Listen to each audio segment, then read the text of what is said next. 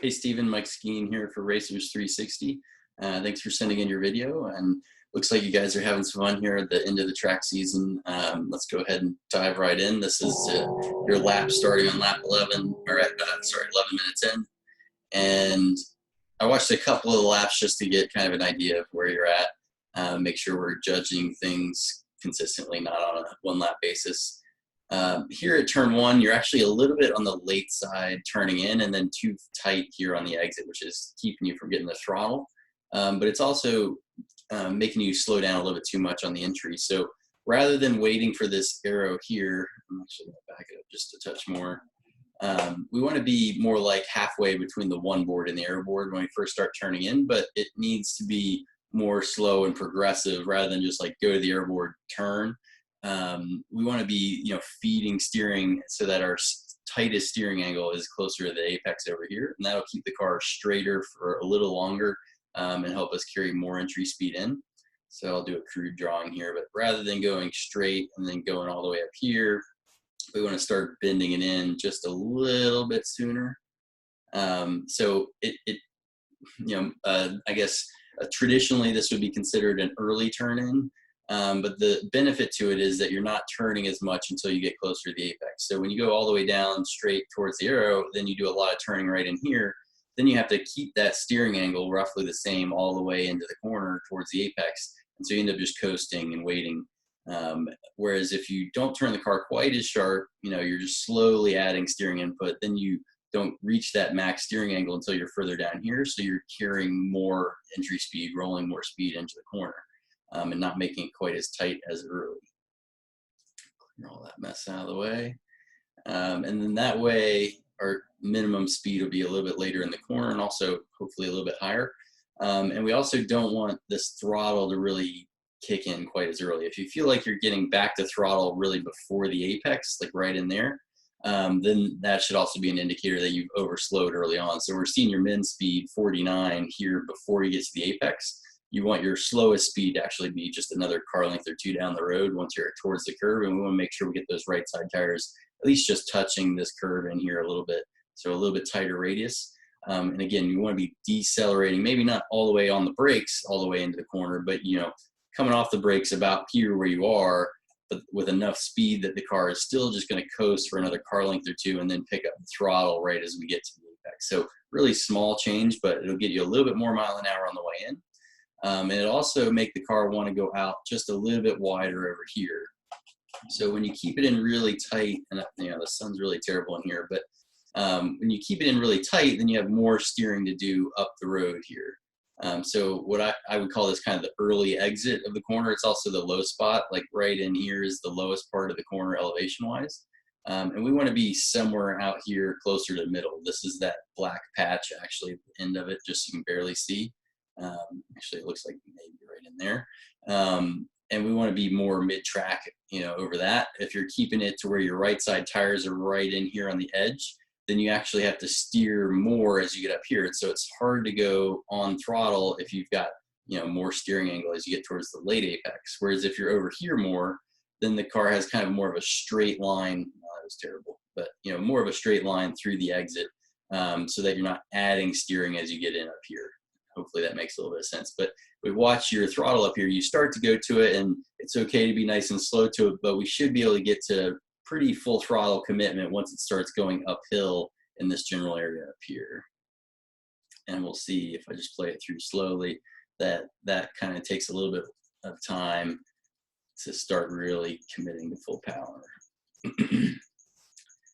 So you hang out around that 3/4 or so mark until you're really getting, onto that short straightaway, and then we go full power. So in order to get that a little bit earlier, we want to be just a little wider at that early exit point, that low spot in the exit, and that'll straighten out the later portion. And then here, we don't want to be hanging on partial throttle so long. We want to be able to turn in on power, full throttle, at least into our transition in the left-hander. And then once we get closer to this curbing on the left side, then we can just come off throttle and start our braking. But we don't want to have that long just maintenance period there where we're at like 3/4 throttle. And then sometimes here you need to hang out just a little bit further off of this curb in order to get out to the right side a little bit earlier. With these cars, they're heavy and fast enough that it's okay to be a little bit tighter on this apex at 2, just because you need that straight line braking a little more. And you do a pretty good job of getting all the way out here to the right side, so it's not bothering me too much. But I would say there's a little bit more entry speed because you're off the brake and back to throttle really early. We want that speed to be high enough that you can't go right back to throttle. So we want to be coming off the brake just a little bit sooner. I should rephrase that. We want the speed to be higher, but to still be on the brake. So we don't want the speed to come down so early that you have to come off the brake and go straight back to throttle. We want the speed to be higher from a later braking and from holding that throttle longer to 2. We want the speed to be higher so that when you come off the brake, you have to just let the car roll and coast a little bit. You're not straight back to throttle. And so it should be just nice, smooth brake release. And then right around here, you should be off brake and then coasting just a little bit. Maybe right in here, we'll start to see a little bit of throttle engagement, roughly 10–20%. And then as you come through this apex is where you'll start feeding lots of power, more than halfway. And then right about in here, we should see full throttle. So all of that, adding throttle on the way out should be just a little bit sooner, but on the entry, it should actually be a little later. If you're straight away, from brake release right back to throttle, that should be a cue to yourself that you're overslowing the entry a little bit too much. We want to maintain, just let the car roll in a little bit more speed and then slowly tip into throttle a little bit later. And then the transition from 0 throttle to full throttle should happen over a shorter time. Here looks pretty nice on the brakes. Still maybe a little bit on the early side though. And turn 4 here is another one where we want to see more trail braking because it's one of the slowest corners on the track. We want a lot of weight on the nose to help the car turn. And so if you're off of the brakes really early, then we lose that nose weight that helps the car turn. So back here, we want this brake zone to be just slightly later so that our brake release is not quite as early. So there, you're completely off the brakes and you're really just starting to turn. You've got a little bit, 54 degrees of steering angle, but I think you get towards 100 or close to it. And so we want that brake pressure to stay on really lightly until you get to about this apex to keep weight on the nose. And then we don't want to see that throttle until you're at the apex and leaving the corner. Same thing, if you go to throttle too early, then you take the weight off the nose. You're also engaging the differential, so both wheels are trying to make the car go straight, where you're doing the opposite with the steering wheel. You're saying, I want this car to turn, but your throttle is saying, I want to go straight. So you need to be a little bit more patient with that initial tip in a throttle. And part of that is just rolling in more entry speed so you don't feel like, oh, I overslowed, I need to speed back up. But all that throws off the balance of the car. So we want to be rolling in enough speed that you don't feel like you have to pick it up before the apex. And then right in here, try to minimize that lift, but your line looks pretty good. Same thing here, do the lift on the turn in, but don't hold it quite as long. We want to go straight away back to it. As soon as the car starts to rotate and angle towards the apex there, we need to be adding throttle back on. We're just holding that half throttle too long. You should be, and you can see how quickly you went from half throttle to full throttle as soon as you got around the corner. You're just making it a little bit too straight. And so you're overemphasizing, you're kind of overslowing to turn the car and then get really straight and back to throttle hard. So it's making it safer for the exit, when you jump on the throttle, but we really want to try to carry more speed through the apex so that at this point, you may not be able to feed throttle quite as easily, but you'd be at 80 miles an hour instead of 71. So the idea is to broaden this arc a little bit, try not to turn the car so sharp at the apex just to sacrifice and make the exit really straight. We want to just open up the radius all the way through the corner so that we're rolling more speed all the way through and then just nice, smooth feathering onto the throttle. And nice job just straightening everything out here. Into the uphill S's, you were a little early off power. You're starting to coast right in there before the north course cut off. I'd like to at least see you staying on power until you get up here towards the north course cutoff and starting to bend it into the left. Obviously, these are fast cars and they're hard to get really, hustled through here. You do a pretty good job of it. I'd say really just a little bit more curbing on that first right-hander would set you up well. but I don't really have any major complaints with the line. All that looks really good. I think it just, you have a little bit more speed available. I didn't actually look at the G meter all the way through there to see how big we were getting. Pretty good amplitude there, but a little bit less in these top corners. So, you know, I think it's just a matter of building up more speed and comfort at holding that speed up the hill. But like I said, pretty reasonable numbers. I think you could probably do, you know, over 120, probably 125 or so on those tires. And, you know, no aero modifications or anything, I'm assuming. Only thing I would say about 10 is that you were a little bit hesitant turning in. You didn't get quite all the way to the right side of the road, it looks like, and then you kind of have two turn-ins. You start turning in, then you had to straighten up, and then you turned a second time. So that first one was just a hair on the early side, and it was really just because you didn't get all the way to the right side. No big complaints there.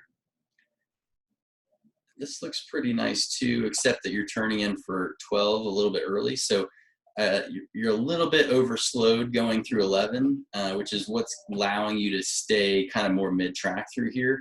If you have more speed in the car coming through 11, that momentum is really going to drive it all the way out to the left side. And I'm sure, you know, the sun wasn't helping or anything either, but when you overslow 11 a little bit, it's easier to keep the car more mid-track, and then that just keeps the angle into 12 a lot tighter. So we want to make sure that we really get the car all the way out there, even if you feel like, you know, you don't have the speed for it to have to go out there. We want to let the car go out there just to set us up for 12 to get us a good launch onto the back straightaway. Yeah, and that'll help us get back to full power a lot sooner. Otherwise, not a big complaint there. The exit was nice and tidy. I think the braking up here is a little bit on the early side. We should see pretty close to the 2 marker, you know, maybe 2.5. And I think you were more like 3.5, if I remember right. Yeah, 4-ish.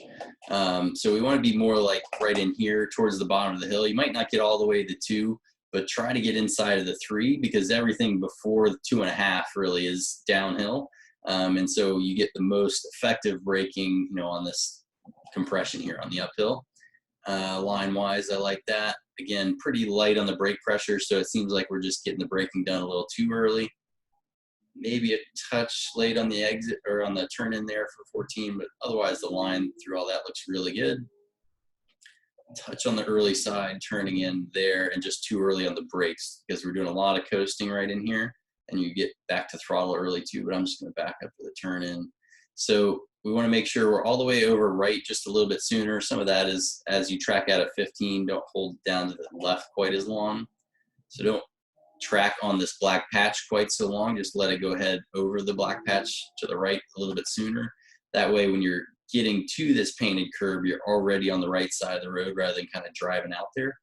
And then I'll just step it forward a little bit. You can see already starting to bend the car into the left a little bit. We really want to wait until the end of this paint right here and then start it in. It's kind of subtle, but it really helps straighten out the brake zone, which allows you to brake later. So whereas you're kind of coming in like this, that was sloppy, but you want to be just a little bit on the right side of that. And that lets you stay on power at the turn in and then be braking straight or, you know, over this portion. So your brake release is not really till you're getting kind of over the apex curbing at 16. Whereas when you come in a little bit shallow like this, you have to do more turning right down in here. And so you end up braking early in order to get done before that point. So we want to try to make this straightaway on the downhill as long as possible. And to do that, we want to, you know, save that brake zone for as late as we can. And again, really only using or more, you know, focusing on using the second half of this curve so that you're coming off of it just a little bit later and your brake release is a little later. And throttle, yeah, what's my video? Video froze. I don't know if that's doing it on your recording, but let's back that up. There we go. So you might be able to get a little bit of throttle engagement just here before the compression, but it shouldn't be very long before. You're a little bit early there. And then as soon as you hit the compression down here, we want to see a lot of throttle commitment, which you're doing pretty well. I think your exit here is actually pretty reasonable. You're out fully onto this black section over here. Some people pinch it down onto the gray over there. But in general, looking pretty nice through here.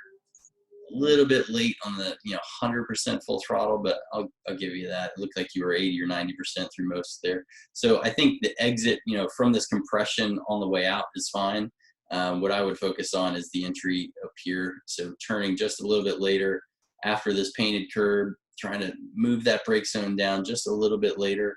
And again, carrying more speed so that our brake release is not quite as early. If you find yourself off the brake completely kind of at this apex here, that should tell you you're too early. The brake release should really be down here where this sunspot is right now, kind of car length or so after the curve at the 16. But otherwise, looking really good.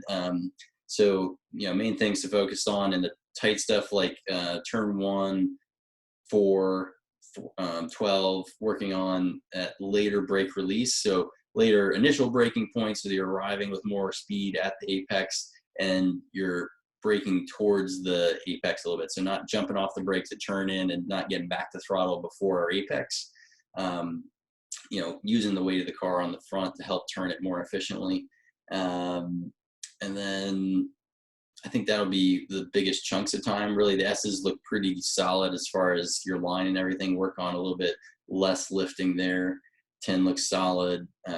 Later braking at 14 will help you a lot. This little modification at hog pin, it all adds up a little bit. A few 10s here and there. I think there's easily another second or two in it. Let us know how it goes next time out. Best of luck. Thanks.